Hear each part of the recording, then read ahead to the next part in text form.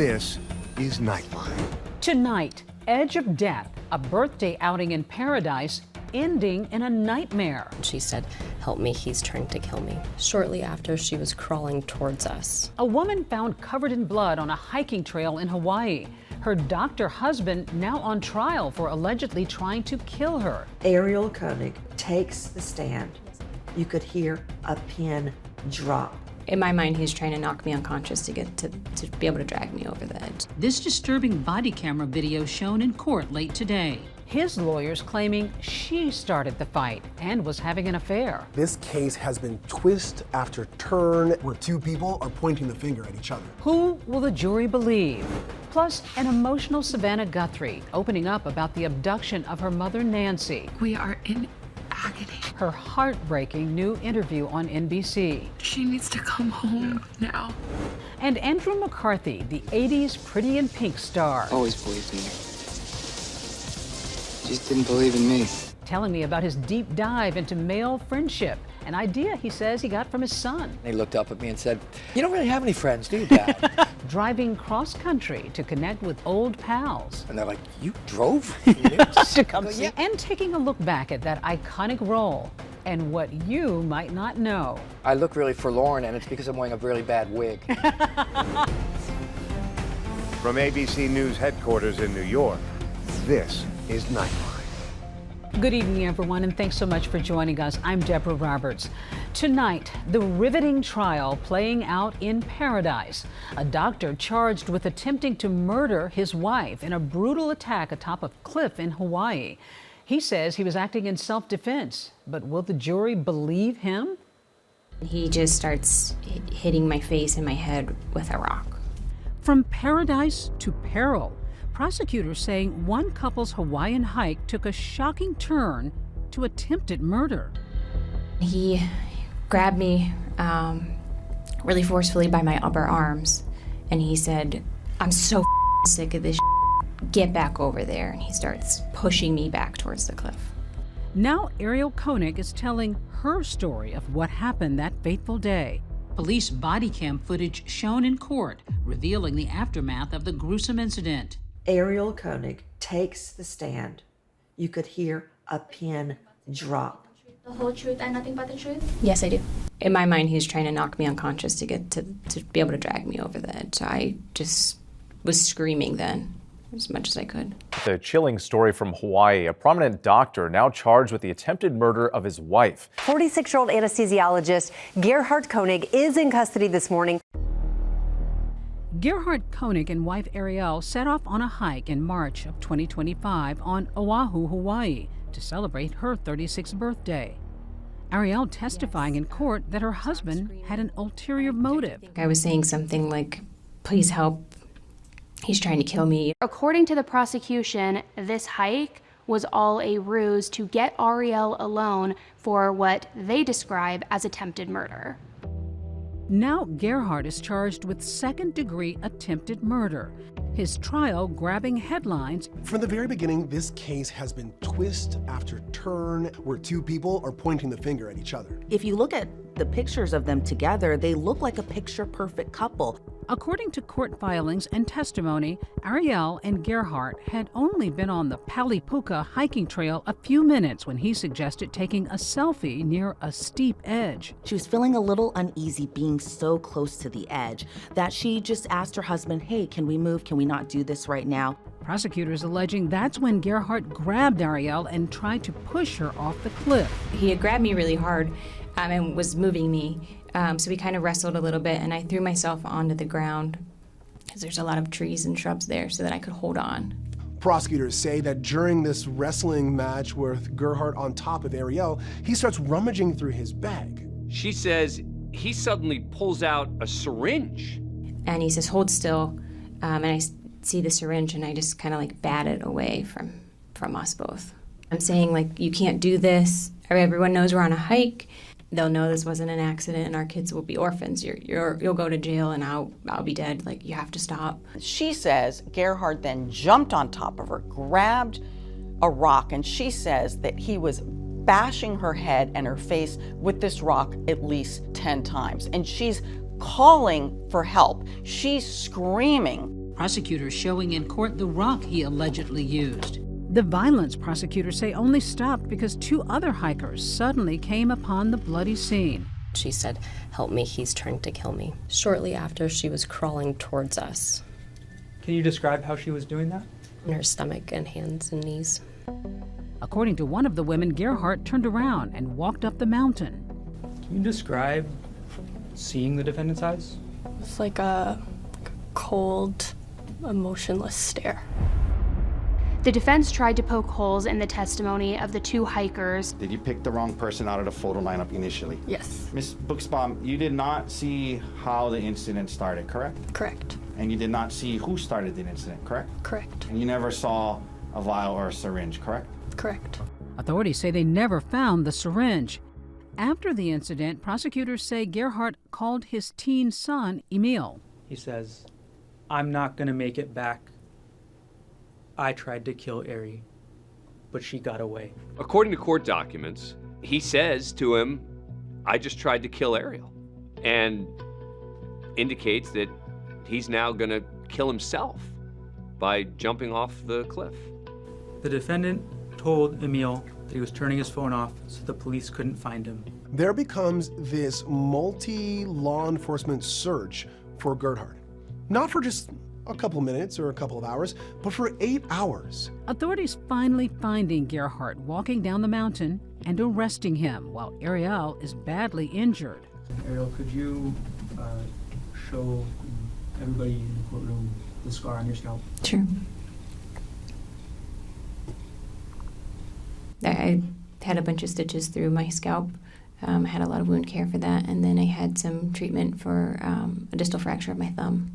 Authorities describe her condition after this incident as critical and taken to a hospital for treatment. Shortly after, she not only filed a restraining order to protect herself and her two sons, but she also filed for a divorce from Gerhardt.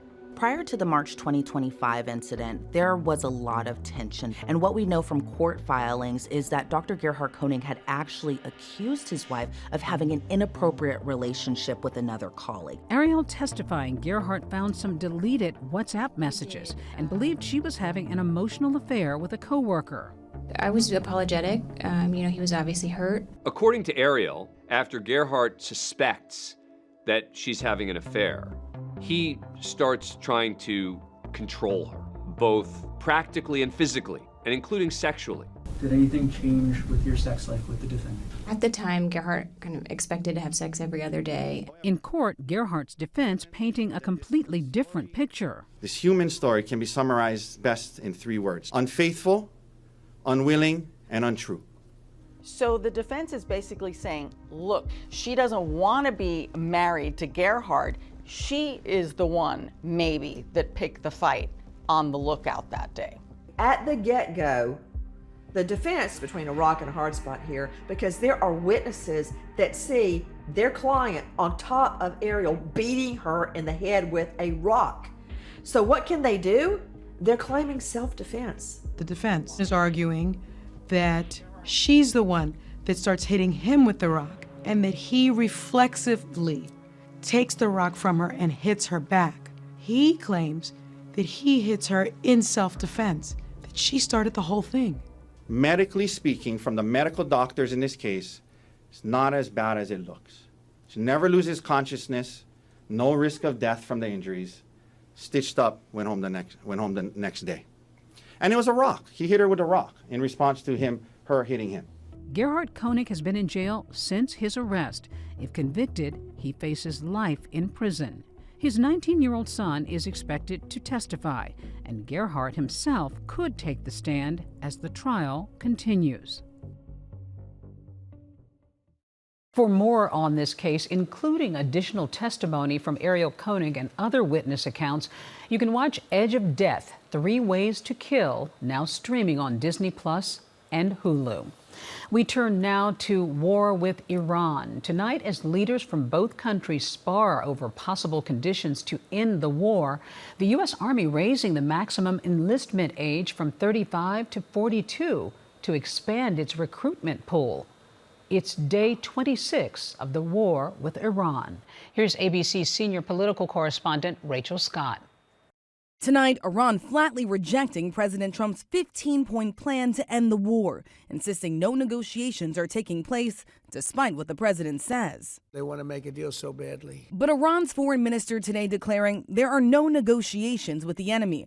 Despite the clashing claims, sources tell us the two sides are trading messages, using Pakistan as a go-between. Iran aware Trump's overtures come as he surges military forces to the region. Up to 1,500 American paratroopers from the Army's 82nd Airborne Division now on the way. Stay with Nightline and ABC News for continued coverage of the war. Well, when we come back, Savannah Guthrie opens up in an emotional interview, her first since her mother Nancy's abduction.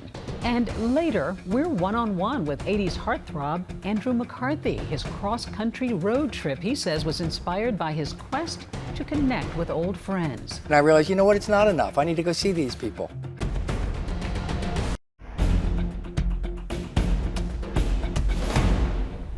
Welcome back. It's been nearly 2 months since Savannah Guthrie's mother was taken in the early morning hours from her Tucson home. Now, for the first time, Savannah is sitting down with her NBC colleague, Hoda Kotb, in a deeply emotional interview. We are in agony. Yeah. We are in agony. It is unbearable.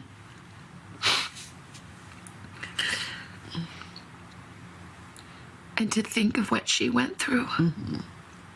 I wake up every night, in the middle of the night, every night. And in the darkness, I imagine her terror. Like so many, our thoughts and our prayers are with Savannah and her family. We turn now to Andrew McCarthy, a true Renaissance man. He's a husband, a dad, actor, director, and writer. His new book, Who Needs Friends, tracks his road trip to reconnect with old pals and perhaps inspire others to do the same. He unpacked that journey with me. Welcome to Nightline, Andrew. Good to see you. Good to see you. We've sat down and done this before. We have, yeah. Yeah, it's great to see you again. And by the way, this is not your first rodeo. You have had a lot of best-selling books. Yeah, this is my 5th one. Oh my gosh. Yeah. Well, I want to talk about it because I love the concept of this book. But before we get started on this one, I want to talk about one of your previous books, Brats, which led to a documentary. If you were coming of age in the 1980s, the Brat Pack was near the center of your cultural awareness. So many people were so excited to see this sort of reunion, the connection of 80s stars that you had starred with over the years, and it was quite the film. Let's take a look. Why did we take it as an offense? Well, As opposed to like brat. because we were young. We were afraid we were brats, you know. You talk about how you were brats at that time. What was it like making that and revisiting? Yeah, I think since I've gotten to be a certain age, I've become interested in this idea of connections and how the past has bringing it up into our present, you know. So it was great to go back and reconnect with those guys. I hadn't seen many of them in 30 years. Wow. You know, since that moment in time, and we were all members of this sort of club that we didn't ask to join, and we were the only ones who knew what was happening. You know, like I knew Demi very intimately in a certain way, and Allie in a certain way, and Rob, and you know. I don't know anything that goes on in their day-to-day life, but I can just look at them and kind of go, I know you. Oh. You know what I mean? The way you have with people. And yeah. So it was great to go back and sort of talk with them, because it was a seminal moment in my life, that whole Brat Pack phase, and I had no idea what it was like for their lives. Did you reconnect with any one of them a little more than another? No, but I stayed in touch constantly with Emilio. Just texted me yesterday. He saw the new book, and so he was wishing me luck with it. And I talked to Rob last week, and so I'm much more in contact than I was. Yeah, well, this It's new great. book, by the way, Who Needs Friends, which I love the concept of reconnecting. What was the premise of this? How did you start this out? Yeah, I was sitting in the kitchen table with my 21-year-old son, and he was telling a funny story about one of his buds. And then after his story was done, he looked up at me and said, "You don't really have any friends, do you, Dad?" The way our kids do. The way our kids do, call us out. So I took that hit and I said, you know, Sam, I do have friends. I just don't see them. But I know they're there, and that's enough. And anyway, I sat with that for a few days, it kept coming back to me, and I realized, you know what, it's not enough. I need to go see these people. So I got in my car, and I drove, because I hate driving. I drove back roads, because I hate the highways, for 10,000 miles across America. I can't get over that. Yeah. 20 plus states? Yeah, 22 states I went through. And it was amazing, because also besides seeing my friends, I began to stop men who I would just encounter randomly and ask them about the place friendship had in their lives. Because we're so bad at it. And that's what I think is so great. You talk so vulnerably in the book about the idea that guys just don't do it. And of course, I've always celebrated the idea that women are such intimate creatures and we love getting in each other's lives and talking. Why do you think men are so bad at it? I think that what you said, the notion of intimacy and vulnerability, guys are afraid of that. Yeah. You know, because vulnerability has somehow gotten misconstrued with weakness, and the one thing a man can never demonstrate is weakness. Is weakness in our society. And there was another friend in particular, Sevi, and he wanted to see you, but then he canceled, and then you insisted on going to see him because you remembered that he had some health issues. You found him, and he needed you in a way. I think we all need our friends, you know, but he had some terrible back trouble, so he was sort of isolated. So I just reconnected with him. Once we get isolated, we forget how much connection does for us. But what were you learning along the way? Because you really had to put in the effort to do this. If I did one thing right, I showed up. You know, that old cliche, 90% of life is showing up. And I showed up. And I put in the miles, literally, and I just arrived at my friend's door, and they're like, "You drove to come see me?" And to say, "You know what, dude, you're important in my life. You have been really meaningful in who I've become. And you need to know that." One of the things I thought I was struck by in the book is that when you would go out and you would meet strangers and you would talk to folks, and of course people would know you from the 80s, and many of them talked about Pretty in Pink. They connected with that movie. Let's just take a quick little look at a clip from that. You told me you couldn't believe in somebody who didn't believe in you. I believed in you. Always believed in you. You just didn't believe in me. Look at that young face. Well, it's funny, in that shot, I look really forlorn, and it's because I'm wearing a really bad wig. Because I'd been on to, that was a reshoot, and I'd been on to the next project where my hair was shaved off, and so they put this really bad wig on. I always say, if they knew we'd still be talking about it 40 years later, they would have paid for a better wig. They would have done a better job. Yeah. Why do you think people relate to that film so much? Oh, I think it's because John Hughes was great at honoring teenagers, and that the emotions they felt were valid and real and true and deep, you know, and he took young people seriously. And that's why kids now, women of my generation, show it to their daughters, and then the daughters watch the movie at the beginning and they're laughing, going, "This is ridiculous, the hairdos are so silly." And by the end they're going, "That's exactly what it's like." Yeah, and it is all about connection, which is, again, what you talk about in this book. What are you hoping, not only your kids, because you've got a young kid as well, what do you want guys to take away from this? Well, I think just the notion of, you know, pick up the phone, get in the car, go do it. Guys do things by action. Guys are good in action, you know, and that's how we demonstrate love. Well, Andrew, it's so great to see you. Who Needs Friends is out right now, so you want to go pick up a copy. Always good fun catching up with Andrew. We'll be right back.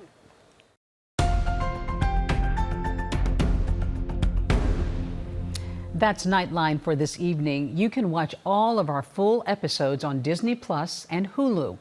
We'll see you right back here tomorrow at the same time. Thanks for staying up with us. Good night, America.